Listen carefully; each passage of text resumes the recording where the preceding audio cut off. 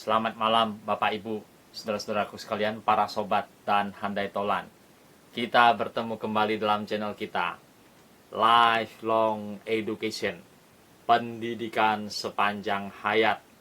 Melalui channel ini kita hendak memperbekali Bapak Ibu, saudara-saudara, para sobat dan handai tolan sekalian dengan sejumlah pengetahuan-pengetahuan dasar supaya setiap orang dapat melewati setiap fase kehidupannya secara benar, adil, kasih, dan bertanggung jawab.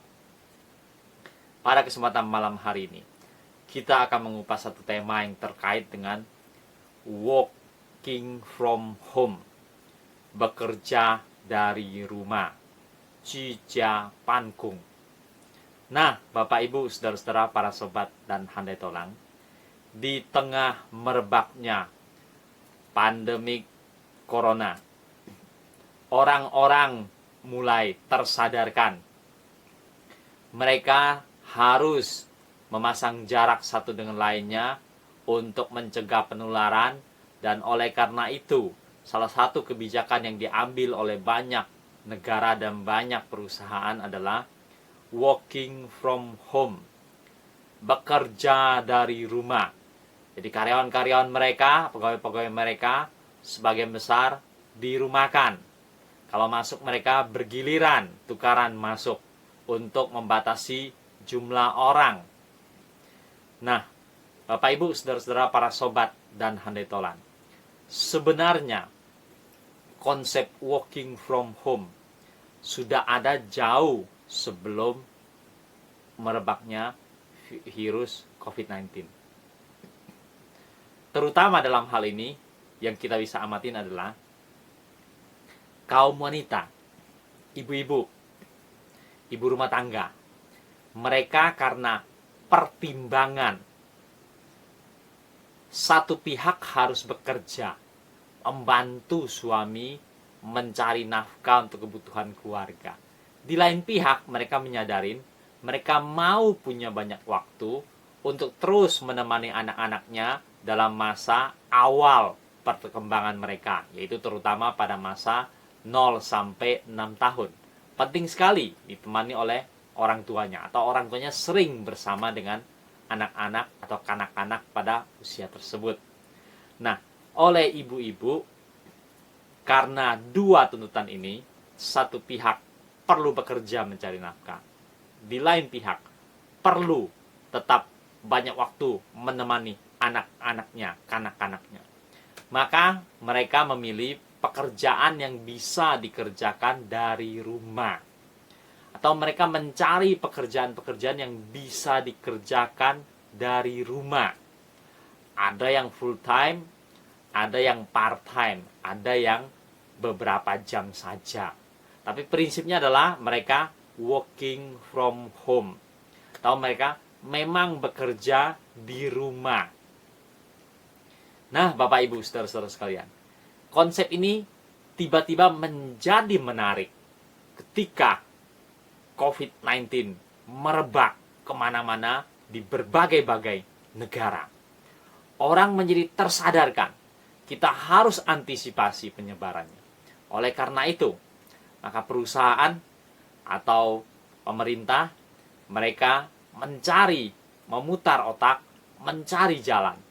Lalu mereka melihat, ya, mau tidak mau dalam kondisi seperti ini, sebagian besar ANS atau PNS, lalu sebagian besar karyawan, sebagian besar pegawai kantor, mau tidak mau dirumahkan.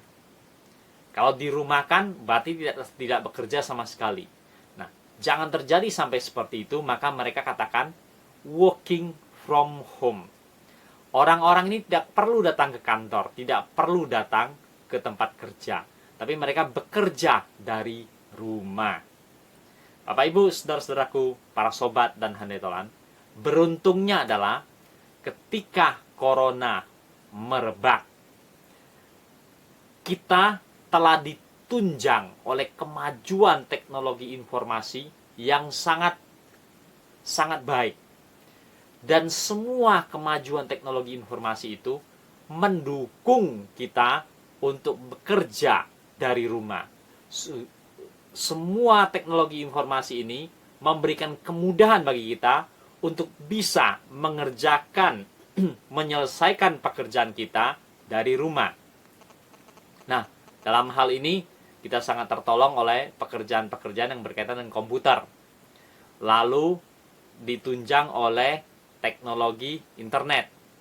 Maka pekerjaan-pekerjaan yang berkaitan dengan komputer lalu dibantu dengan teknologi dari internet dengan kecepatan yang sudah maju sekarang ini, maka banyak pegawai bisa membawa pulang laptop ke rumah dan mengerjakannya dari rumah, menyelesaikan pekerjaan itu, lalu bisa dikirimkan lewat internet, distorkan hasil pekerjaannya.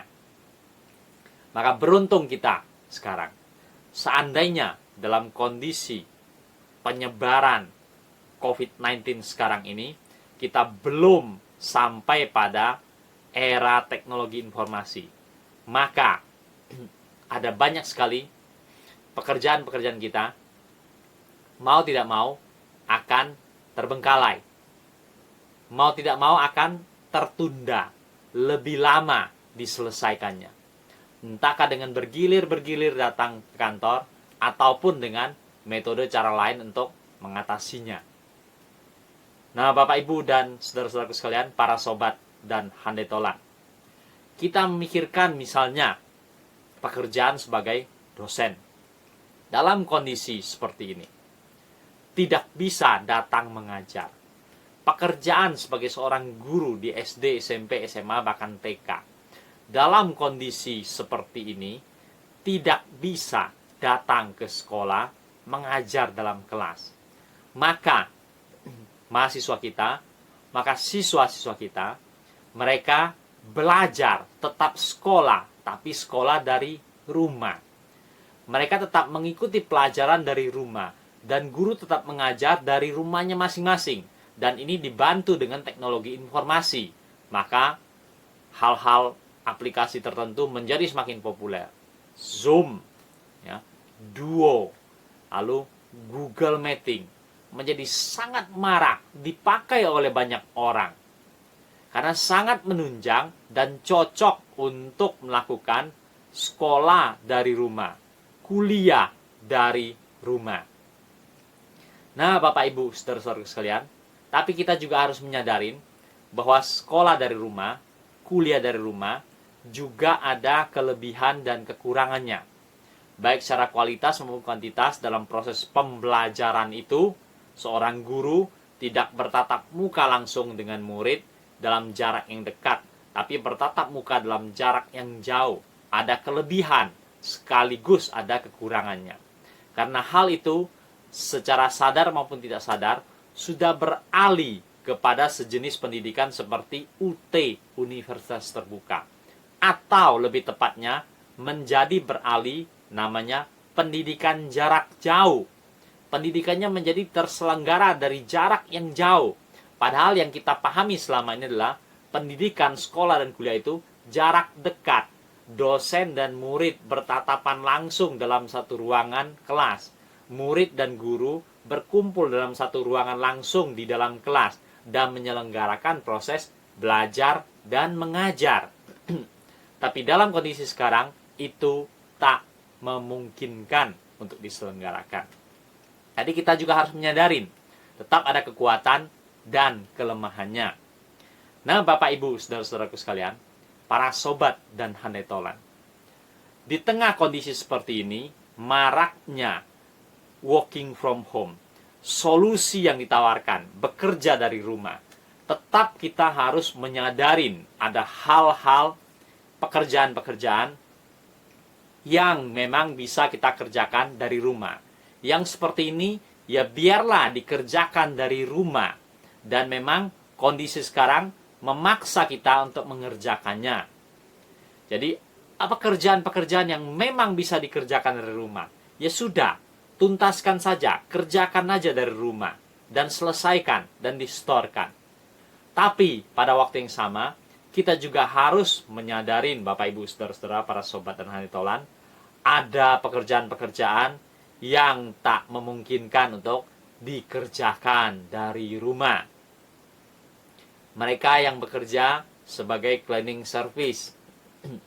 Mereka harus datang ke kantor, mereka harus datang ke pabrik, atau mereka harus datang ke mall, datang ke toko, dan mereka bersih-bersih di sana, melakukan pembersihan, dan mereka tidak bisa membersihkannya dari rumah. Ya, tidak bisa. Orang-orang yang bekerja sebagai tenaga security, mereka datang ke sekolah menjaga, mereka datang ke pabrik menjaga keamanan, mereka datang ke bank, ke kantor-kantor menjaga keamanan. Tenaga-tenaga security seperti ini. Tidak bisa kita menyuruh mereka, kalian working from home saja. Tidak bisa. Mereka tetap harus datang ke lokasi, dan mereka harus standby di lokasi, dan mereka berjaga, waspada sepenuhnya di lokasi. Orang-orang lain lagi, seperti mereka yang pangkas rambut, kerja di salon, mereka yang buka toko, menjaga toko, tenaga-tenaga seperti SPG. Orang-orang seperti itu memang pekerjaannya harus berada di tempat, melayanin customer mereka. Mereka harus berada di tempat dan melayanin customer mereka. Jadi memang ada pekerjaan-pekerjaan tetap harus dikerjakan di lapangan, tetap harus kerjakan dalam kantor, tetap harus dikerjakan dalam pabrik, dan seterusnya. Tapi juga ada pekerjaan-pekerjaan yang bisa dikerjakan tidak di lokasi, tapi di rumah masing-masing. Nah, biarlah kita menyadari hal ini, dan kita bisa bedakan ini secara jelas, bedakan ini secara tepat, dan jangan diputar balik. Ya, demi kepentingan-kepentingan tertentu kita putar balik, ya menjadi kacau. Ya, pekerjaan menjadi tidak maksimal. Orang-orang nanti saling iri dan seterusnya dan seterusnya. Jadi sebagai pimpinan harus bisa memilah itu secara tepat dan benar. Nah, Bapak Ibu, saudara-saudaraku, para sobat dan handai tolan, kita tertolong dengan working from home di tengah-tengah pandemi corona. Namun, kita harus menyadarin, semakin banyaknya orang yang bekerja dari rumah, ini juga melahirkan sejumlah problem-problem tersendiri di dalam rumah. Ibu biasanya, seorang ibu rumah tangga biasanya di rumah yang tidak bekerja. Sekarang pihak ayahnya, suaminya bekerja dari rumah, kumpul di rumah. Lalu anak-anaknya yang biasa sekolah, biasa kuliah, sekarang sekolah, kuliah dari rumah. Maka mereka berkumpul terus, setiap hari, setiap jam, terus berkumpul di situ. Dengan kepentingannya masing-masing, dengan pekerjaannya masing-masing. Kadang-kadang dalam kondisi seperti itu, bisa ya saling clash. Terus berkumpul di situ. Terus berkumpul di situ. Ada positifnya menjadi banyak waktu untuk berkumpul dalam keluarga. Tapi jangan lupa, sejumlah problem-problem tersendiri bisa muncul di tengah-tengah keluarga seperti itu. Maka ini juga bisa melahirkan sejumlah stres-stres baru. Antara satu dengan lainnya kadang-kadang bisa saling mengganggu. Anak yang sekolah mengganggu ibu yang bekerja di rumah. Ibu yang bekerja di rumah mengganggu suami yang sedang bekerja di rumah. Suami yang bekerja di rumah mengganggu anaknya atau terganggu oleh anaknya, dan seterusnya. Ini menjadi benang kusut kalau kita tidak bisa mengatasinya dengan benar dan dengan baik. Oleh karena itu, Bapak Ibu, saudara-saudara, para sobat dan handai tolan, di tengah-tengah merebaknya wabah corona, kita beruntung ada teknologi informasi yang begitu maju, menolong sebagian besar kita untuk bisa bekerja dari rumah. Tapi sadarlah, ada pekerjaan-pekerjaan yang memang tidak bisa dikerjakan dan diselesaikan dari rumah. Dan itu harus tetap diselesaikan di lapangan. Dan dengan berkumpulnya anggota keluarga semuanya di dalam rumah terus-menerus 24 jam, ada sejumlah problem yang bisa timbul. Dan kita harus mencari cara untuk mencegah, dan mencari cara untuk mengatasinya. Sehingga konsep working from home ini menjadi konsep yang konstruktif, digunakan secara tepat dan secara benar. Bapak Ibu, saudara-saudara, para sobat dan handai tolan. Pembahasan kita pada malam hari ini tentang bekerja dari rumah, working from home. Sampai sekian. Kita akan bertemu kembali dalam channel kita mendatang dengan kupasan-kupasan yang lebih menarik lagi. Nantikan channel kita, Lifelong Education, pendidikan sepanjang hayat.